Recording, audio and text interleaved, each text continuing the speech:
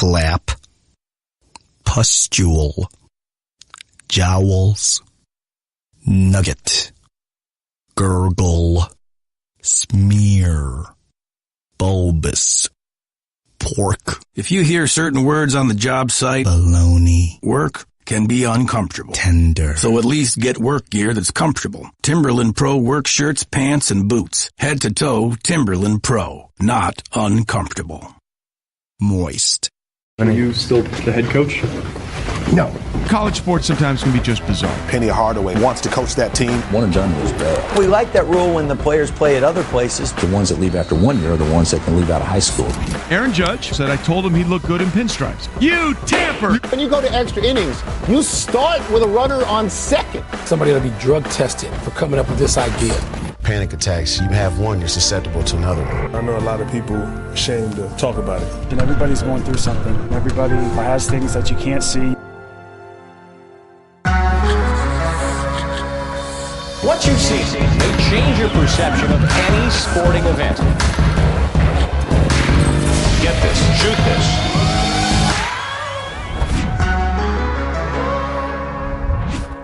Welcome to Outside the Lines. I'm Kate Fagan, sitting in for Bob Lee. While the NCAA tournament teams get to work, John Calipari has an idea to make the NCAA work, and that is today's big story. The Kentucky coach, whose team is a 5 seed in the tournament, recently spoke with GQ about a way to curb the exploitation of top college players. He offered a potential fix to the problem of young players leaving for the NBA after 1 year because of their family's financial situation. Now, since starting at Kentucky in 2009, Calipari has had 24 players selected in the first round of the NBA draft. 21 of those players left after their freshman season. Here's what Calipari told GQ, quote, "If you want kids to stay in school longer, let their families take loans, the ones that have pro potential. Players with pro potential should be able to request a loan from the NBA. They can say no. They can say there's a max of $50,000 for your family. Maybe that gets a kid to stay in school a year longer because he's like, Mom, just take that. And now we eliminate the third party. And when the kid becomes an NBA player, he pays the money back."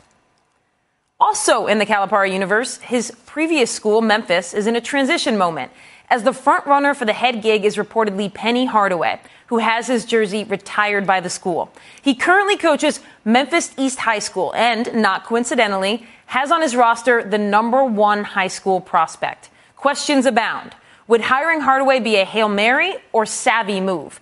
And how rational is Calipari's logic about turning the NBA into a bank? Here to offer his insight is ESPN NBA insider and soon-to-be co-host of ESPN's morning show, Get Up, Jalen Rose. All right, Jalen, what was your reaction to Calipari's fix? I love Coach Cal. I have him on the text. I affectionately call him the Teflon Don because of what he's been able to escape in his career at UMass, at Memphis, and then parlayed that into an amazing opportunity at UK. However, one word really stands out to me, Kate. Loan. So let me get this right. We're going to give collegiate athletes that we come to their neighborhoods and recruit them to come play basketball for us a loan for $50,000. Young people, let me tell you when your life changes. When all of your bills are in your name. And I'm not going to act like $50,000 isn't a lot of money, but I am going to act like $50,000 really isn't a lot of money if you're talking about the payment of players who are bringing hundreds of millions of dollars to the NCAA. Okay, so what's your answer to the question of why Calipari would offer a fix like this? I'm not suggesting that he thinks it's really going to go through, but why is his brain even working that way? There's a level of guilt there. Just think about it like this. When you're a coach and you're making $40 million to coach players, and you understand when you recruit them, when you go to their neighborhood, if they live on a cul-de-sac or if they don't have a mailbox. You know their entire situation. You know their fiscal dynamics. And so giving them a loan just puts them further in debt. It doesn't necessarily solve the issue. There is a separation that happens when you're talented. And I know there are going to be so many people out there, and I used to hear this a lot. Just shut up and be happy you have a scholarship. Well, they're not just bringing me to school to study. They're bringing me to school to play sports and on scholarship, and I'm generating money for the university. I hate to break it to you. Nobody's paying to come watch you study in the library. And so when that takes place, there has to be some level of stipend that happens, in particular with the revenue-generating sports. All right, let's talk about Memphis for a second, because you know about going from high school to big level college basketball. And that's what Penny Hardaway would be doing here if he goes from coaching high school in Memphis to this Memphis job. Some people are calling it a Hail Mary. Some people are saying it's a savvy move. Where do you land on that? I think it's a savvy move. And I love Tubby Smith, by the way. And I don't think he got a fair shot in that situation by only giving him 2 years to carry out his goals, because that's not even a full recruiting class to turn over. However, if you could get Penny Hardaway to come be the face of Memphis basketball, you have to do this. Oh, and just so happens, he coaches one of the most successful AAU programs in the area, and a few of the top players in the country play on his team. That's just how collegiate athletics works. This is a perfect example of what you teed me up in the first question. We're going to act like this doesn't happen all of the time, that relationships don't foster hirings and firings to put people in position to recruit. That's what the collegiate game is all about. And lastly, Penny Hardaway, for those that don't know, he actually does have experience. It's called playing. When you're sitting in a locker room for as long as he was an All-American in college. He was an All-NBA performer in the NBA. He's been around some of the greatest minds in basketball. So I think he has what it takes to translate that to collegiate students. All right, we got a couple seconds here. Michigan, 7th most support in the Tourney Bracket Challenge. Where are you on that? Is that too much, too little? That makes me a little nervous. People jumping on our bandwagon, Kate. You know what I mean? They weren't talking about us the last couple of years. Now we're a dark horse to make it to the Final Four. And, of course, I picked us to make it to the championship game. And it's only right I picked us to beat the vaunted Duke Blue Devils. All right, thanks, Jalen. Appreciate it. Thank you. Appreciate that. Baseball coming in hot. We got a lot coming from the diamond, and at the center of much of it is New York Yankees slugger Aaron Judge. First, Judge warned of tampering after he told reporters at spring training that he'd told Baltimore Orioles shortstop Manny Machado he'd, quote, look good in pinstripes. The Major League Baseball office said in a statement that they contacted the Yankees, and in turn, the Yankees said, quote, they will speak to Judge to make sure that this does not happen again. Judge said a phone call he had with GM Brian Cashman lasted 30 seconds, adding, lesson learned. And more involving Judge. Turns out this year he is making 2.4% of what teammate Giancarlo Stanton, who is making $25 million this year, will make. Or let me put it to you this way. Stanton will make Judge's salary in 4 games or before the Yankees even play a home game this year. And finally, the best for last, perhaps the future of baseball is being tested in the minor leagues. This season, when a game goes into extra innings, each inning will start with a runner at second base. Here with the baseball insight is Clinton Yates of The Undefeated, who can also be seen tomorrow right here on the Friday 4. Let's start with the extra innings rule. What's your perspective on this? Okay, so there's a couple things about this extra innings rule. Baseball has tried to figure out ways to make pace of play better. But the problem with the pace of play argument is that there's this presumption that if pace of play improves, then suddenly games will be more fun to watch. The timing is not the issue with baseball games. Sticking a runner on second isn't going to make games any more fun. That's the larger problem. If you look at the big league level, too many strikeouts, too many homers. That's all that happens. And so if you're going to say that you're going to add this in a way that just sort of freaks out a lot of stat guys, to be quite honest, because all of a sudden people are going to get runs scored all over the place. It doesn't really make sense. This does not make a baseball game more fun to watch. If baseball wants people to get excited about games, they've got to make people like the actual sport, not throw in these random gimmicks that are going to bring who to the game? For whom and for what? Is somebody going to all of a sudden say, yo, let me turn on this extra innings because they're going to stick some rando on second base at the end of a game? No, it doesn't make sense. Okay, so how do they make it then someone to turn on the game that hasn't been watching baseball lately? So you saw the World Baseball Classic. That was last year. They actually had this in the World Baseball Classic. But again, this is a culture of the game situation, in my opinion. If guys can express themselves more and baseball can be fun the way it is when you play, when you grow up, or when you play at every level other than the major leagues in this particular country, you can draw people back to the game. The Baltimore Orioles are doing a great thing this year where they're letting in everybody under 10 with a paid adult in for free. Let people love the game for what it is and not just for what they think is going to be a quick turnaround in a ballpark or some random star. People can enjoy baseball for what it is. Listen, I'm one of those people. So pace of play is not the issue to me. To me, the issue is guys being able to express themselves on the field. Okay, but what about someone who just says, like, the game's got to evolve, right? Yeah. No matter what, whether we're testing things out and it's not 100% in the pace of play plus entertaining line, like just let's let the game evolve. Let's see who comes around to it. I agree, and I don't want to write off pace of play discussions and solutions as pointless. I mean, listen, getting the clock moving on pitchers who work slow, getting guys in and out of the box who are doing all this. No. All right, step in the box, swing the bat. You know what I'm saying? That's fine by me. I don't have an issue with that. But overall, I don't want people to believe that pace of play is going to fix the fun problem in baseball. That is a culture issue that is separate from what it's like when you're showing up to the ballpark and things are taking 3+ hours. I'm going to sit through a baseball game. Whether or not I like what I see is a different matter than whether or not I'm concerned about how long it takes. So let's talk about that culture piece, because we have a perfect example in the Major League Baseball slapping the wrist of Aaron Judge for simply saying, like, this guy would look good in pinstripes. Right. To you, is that an example? And what was your reaction to that? It's a 100% example of how stodgy Big League Baseball can get when it comes to things like this. Look, players talk to each other. Players like each other. The fun part of baseball is when you're standing on base and you get to talk to the guys on the other team. That is a fundamental part of why it is an entertaining game to play. And so if simple interactions between players are suddenly going to become things that Commissioner Manfred has to get involved in and it becomes public, this is what makes you look like you're a league that has no idea what your fans actually want. The personalities of your players, the interactions they have on field or off field are what draw folks to the game. Look at the NBA. Look at these other leagues where people are popular. People want to know more than what they're doing just when they have their uniforms on. This was a piece of it. Listen, I understand that maybe it's tampering in the specific sense of the word, but if that's tampering, what is the point? All right. You want to join me back here tomorrow, 1 p.m. I'll be here. Friday 4? I'll be here. All right, Clinton It'll be Yates. fine. Appreciate it. All right, we got some stuff that matters. The comeback of Tiger Woods continued today in Orlando at the Arnold Palmer Invitational. Woods started strong, 3 strokes under through 9, prompting his Masters odds in Vegas to fall from 10-1 down to 8-1. He stumbled early on the back 9 with a double bogey on 12, but then buried a 71-foot putt on his 16th hole to go 4 under on the day and take the lead. The Big Three has a new commissioner. Basketball Hall of Famer Clyde the Glide Drexler named today to replace Roger Mason Jr. at the head of the 3-on-3 league fronted by media mogul Ice Cube. Drexler was a 10-time NBA All-Star and a member of the original Dream Team that won gold at the 92 Olympics. Mason was terminated amid allegations of corruptions. And coming up, why so many NBA players have spoken openly about anxiety and depression and what the league is doing now to help. Get up for the love of sports starting April 2nd and every weekday, ESPN 7 a.m. Get up, get sports, get going.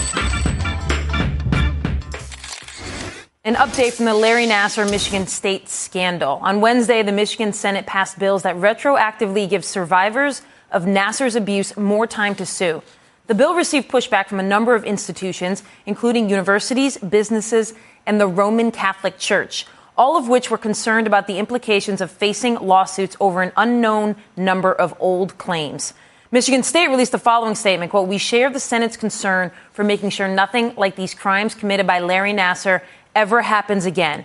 But opening the door to massive numbers of retroactive lawsuits and eroding governmental immunity has the potential for many unexpected consequences." In response, Rachel Denhollander, the first Nassar survivor to publicly come forward, sent the following tweet, quote, "MSU's spokesman says I have no business expressing concern that MSU's president personally tried to kill legislation to protect children from abuse, because I am talking about something I know nothing about. This is how MSU treats sexual assault survivors." And joining us now is Rachel Denhollander. Rachel, tell us your reaction to this bill passing. I am incredibly grateful for the leadership that was shown by Senator Margaret O'Brien and the other senators who were willing to stand up to political insiders and willing to stand up to special interest groups and truly answer the question, how much is a child worth? Yeah, what was your reaction to Michigan State attempting to dissuade the passing of this bill? I think it tells us everything we need to know about where President Engler's priorities are and about where the board's priorities are. You know, they not only sent President Engler down there to lobby himself against the legislation and to throw muscle around, but they also issued a written statement. And both times they made it very clear that they're concerned with dollars. They put dollars ahead of the children in the state of Michigan. They put dollars ahead of sexual assault victims. And they're concerned with passing legislation that gives sexual assault victims access to the justice system is dollars. That's despicable. Where do you think Michigan State is right now, USA Gymnastics is right now on ensuring any kind of structure or cultural change? I think they have failed at every single possible turn. The Board of Trustees was specifically asked to not appoint a political insider, to not appoint a former governor, so that we could have fresh eyes on the culture at Michigan State. And they did precisely what they were asked not to do. This resulted in a vote of no confidence by a vast majority of the MSU staff and faculty. And instead of responding to that vote of no confidence, they hunkered down and engaged in more protectionism. President Engler has now appointed deep political insiders at every possible turn. He has appointed 5 different law firms that they are paying up to twice as much as even other schools like U of M are paying for their general counsel. He appointed the firm that went after Harvey Weinstein's victims. Every single person he has appointed has been a deep political insider and has a terrible track record on supporting sexual assault victims and changing the culture of sexual assault. And I think that tells us everything we need to know. The voices of the survivors seem to have so much power reading statements weeks ago. When you talk to other survivors now, how much power does it feel like you all have in ensuring any kind of lasting change? I think that's going to depend not just on us, but on the general public. Truscott's statement yesterday about how it was inappropriate for me to comment on the legislative process isn't just a comment about me. That's a comment about every sexual assault survivor. That's a comment about every citizen in the state. Essentially, what he said is, if you're not a political insider, if you're not an expert in the legislative process, sit down and shut up. That should concern every citizen in the state of Michigan when they're being told to sit down and shut up unless they're a political insider. All right, Rachel, thank you so much for your time today. Appreciate it. Thank you. One of the threads throughout this NBA season has been the transparency of players and star players about issues few have spoken publicly about, anxiety and depression. In February, DeMar DeRozan of the Toronto Raptors opened up about his depression. And earlier this month, Kevin Love of the Cavaliers shared about a panic attack he had just earlier this season. It doesn't discriminate, but in a lot of ways, young men and young boys are pretty far behind. So there's a lot of follow-ups to this. Overwhelming is a good word to use, and also I mean that in a positive way, a positive connotation. There's a lot of work to be done, but I'm really glad this is out there and glad I can help. These player testimonials arrive in tandem with news from the league office and the NBA Players Association that they are working to revamp the league's mental health policy. Here to help us understand how this mental health initiative affects NBA players is ESPN senior writer Jackie McMullen. Jackie, what's your understanding about why so many players have spoken up about mental health in the last few months? Well, Kate, I really think you have to give a real tip to the teams here, because I think in addition to the Players Association and the league, which both have programs for players, I think the teams have been very proactive about trying to destigmatize these issues, whether it's anxiety, depression, ADHD, bipolar, whatever it is. So I'm pointing to the teams and saying, they've done a good job of making their players feel comfortable about not only just talking about this, but now coming forward. That's the next step. And what are you hearing in reaction to Kevin Love and DeMar DeRozan from around the league? How are other players responding to this? Well, I talked to Kevin right after the Players Tribune story, and I had actually talked with Kevin a little bit before his Players Tribune story about what he's been dealing with, and he said his phone was just blowing up. So many text messages, so many all positive, not one negative one, about stepping forward. And I think you're going to see this happen more and more as, again, the word I like to use is destigmatize this issue, not just in the league, but really all through society. And I think that's one of the things the NBA will be looking at going forward is when you have an all-star, say, like Kevin Love or DeMar DeRozan, talking about this, I think you're going to see them go forward and use it in their junior NBA and some of their other programs to help educate young kids that are dealing with these similar issues. Because all these issues, they don't start in the NBA. They start much sooner than that, as we know. Yeah, what's your understanding of precisely what these changes are from the old CBA and what was agreed upon between the NBA and the NBAPA in regards to mental health and where they want to go with this? Well, in the first place, they're going to appoint a mental health director, which I think is a big step forward, and they're going to take it out from the umbrella of the drug policy, which is really where this was residing in the latest collective bargaining agreement.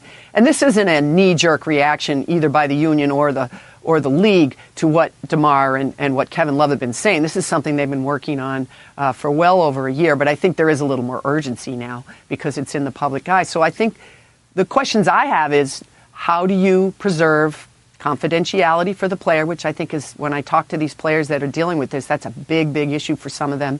And also, if they want to go outside their team or outside this director, do they have the right to do that? And, is the team, is the league, are the owners going to be okay with that? And how do the owners feel about this? Are they going to be okay with confidentiality for a player that they're paying hundreds of millions of dollars to in some situations? Yeah. Do you get the sense that we're going to hear from more players about these issues going forward? I think so. I think that the floodgates have been open, and that's a wonderful thing. And I think that's one of the best things that DeMar and Kevin Love have experienced since they came forward, is hearing from other players that said, it's nice to know I'm not alone. So I only expect that to get better as we go forward. Now, when you talk to Kevin Love, DeMar DeRozan, outside of just the confidentiality issue, what are their concerns in speaking openly about these issues? Well, you know what our society's like, Kate, right? If you're different, or if you admit weakness, you're going to get some backlash. The social media world is just so unforgiving. If you have a bad game, never mind if you start talking about the fact that you suffer from depression or you had a panic attack. The thing that these players deal with, Kate, is people think, well, they're making millions of dollars. They don't have any problems. I have problems. You don't have problems. You're not allowed to have problems. You're famous. You make all this money. Everybody loves you. What problems could you possibly have? Well, these guys are human beings, and they have the same problems we do. All right. Thanks, Jackie. Appreciate the time.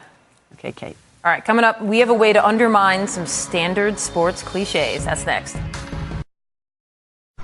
It's a normal day. You're rushing out the door to get to work on time when suddenly, there it is, the dreaded service light. So what is it this time? Tire pressure, low coolant, time for an oil change? When it comes to service lights, head to Jiffy Lube. We've got you covered. Drive in today and make the switch to Pennzoil. Ask for Pennzoil Synthetics, getting you back on the road in a jiffy. Jiffy Lube, leave worry behind. All right, the NCAA Women's Championship begins Friday at noon Eastern on ESPN2 with the first round. Check local listings for the game in your area, and remember that all are streaming live on the ESPN app so you can watch at work. And coming up at 6 p.m. at Sports Center, first round NCAA tournament reaction with the College Game Day crew live in studio. Josh Rosen at UCLA's Pro Day. Will he be the first QB taken in the draft? And a first look at Tiger Woods' opening round at the Arnold Palmer Invitational. Sports Center, ESPN, and the ESPN app.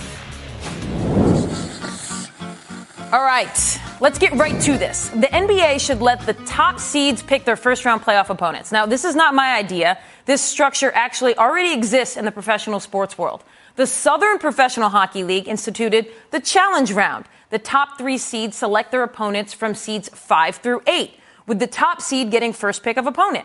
Or look at the GM of the Houston Rockets, Daryl Morey. He would own that top pick right now in the NBA. He even sent this tweet. I prefer where the 1 seed gets the first selection of first-round opponent among the 9 through 14 seeds or the play-in winners. Okay, so here's why we need this plan. It would be a truth serum. A quick story Hoopers will relate to. When you play pickup basketball like I did growing up, there was always a moment right before the game began when you're matching up. Who will guard who?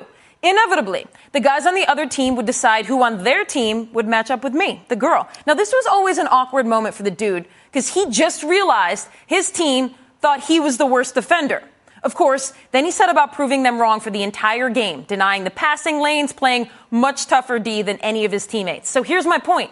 That's what the first round of the playoffs would look like. The chosen opponent would behave just like that dude on the pickup court. Energized, scrappy, defiant. And a bonus, we'd eliminate the stream of cliches in advance of the matchup. So like if the coach of the top seed is all, this team is strong and talented, they're the tougher matchup for us, then the follow-up question would be, so why'd you pick them? It'd be amazing. That'll do it for Outside the Lines today. I'm Kate Fagan. Jenny had a dream of joining the national bobsled team. She worked out relentlessly and knew that if she just refused to give up, one day her dream would come true and she'd stand triumphantly up on the podium. But when her kids reminded her that she was 52 and she lived in Texas, and maybe she started dreaming this dream a little late in life, she gave up on not giving up. But then she heard how Geico could save her money on car insurance, so she switched and achieved that dream instead.